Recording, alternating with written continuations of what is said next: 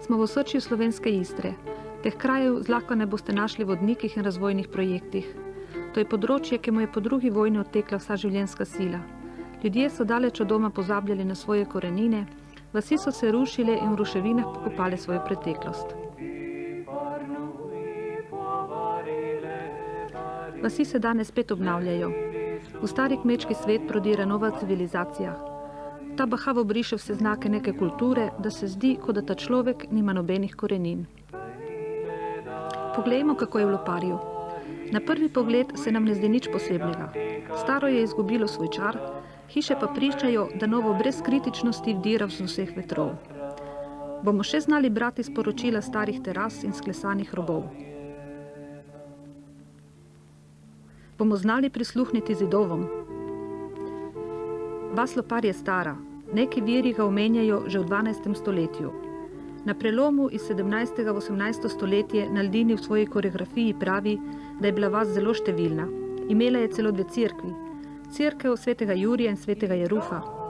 Cerkvica svetega Jerufa stoji sredi pokopališča v objemu 3 stoletnih hrastov še danes. Za njo sta značilni legenda o svetem Jerufu, mučencu doma iz Loparja ter zvon iz 15. stoletja.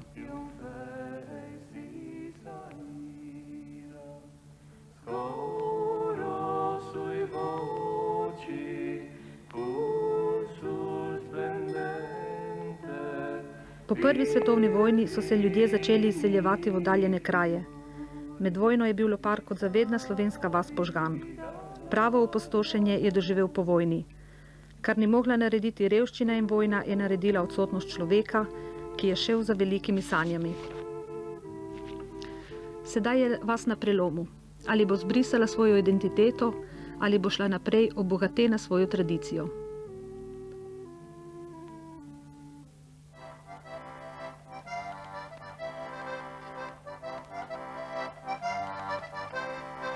V takih hišah, v takih ognjiščih se je iz roda v rod prenašala neka kultura.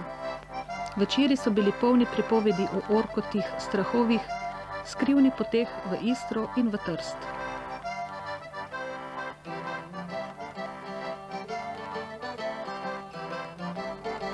Pod cipresami so se v mraku zbirali fantje in peli. Največje bogastvo in priča neke kulture je človek sam, s svojimi spomini, jezikom, dušo. Prisluhnimo tem spominom. Frančeško, včeraj smo se nekaj pogovarjali. Ja. Kakšen je bil Lopar Ambot?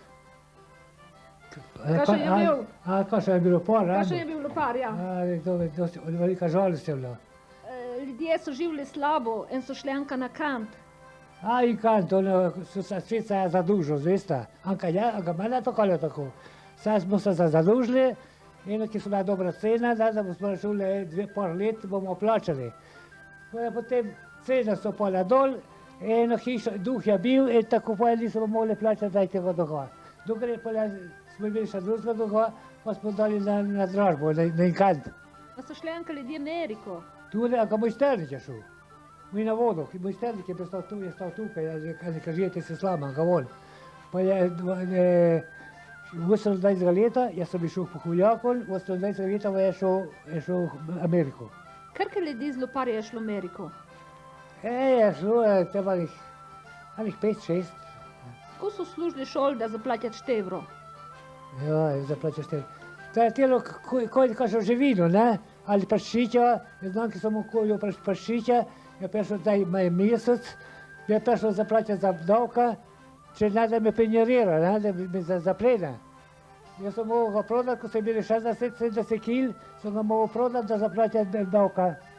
Hodili Trst delati, skoraj vse da zašli šol, da se mladence, to prvo mladence, to so starejši, mladence so služili vse Trste, tam po Trste. V Madarjah zalivali, kopali, sjali, tako stvari, ne. Slušajte, povejte mi še, Ambot, kako so bile te tjuhnja? So imela dimnik, so imele kamin? Ja, Ana so imele kamin, Ana kadeš. Samo na luknji so tako, anka jaz sem mučil, Samo gor dati na zide, je bila ena taka lugica, pa veš, kad otroci, ki te so naganjali količe. So vzemli kapča, so hitali dol, časno lugico, ki so pole vadili k tjužju. Saj že vražejska so bila skoraj slepa v dimah, ki vsak pravi kadelo, ki ni bilo kamino. Vsak kadelo, vsak čez streho vodi, je šlo hodo ne. Da gledi ti, da kaj so žoli je bilo. Lopar ima svojo priložnost. Smo v hiši od Tjuda. Hiša nosi ime svojega starega gospodarja.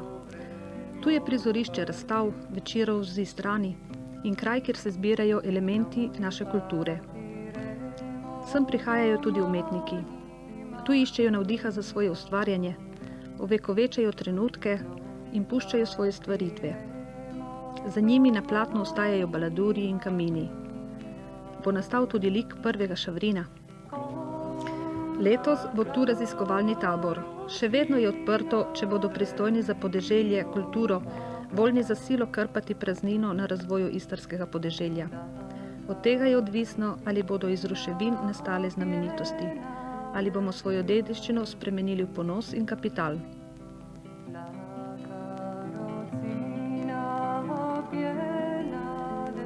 Nekoč so vse poti vodile iz Loparja, sedaj vse poti vodijo spet v Lopar.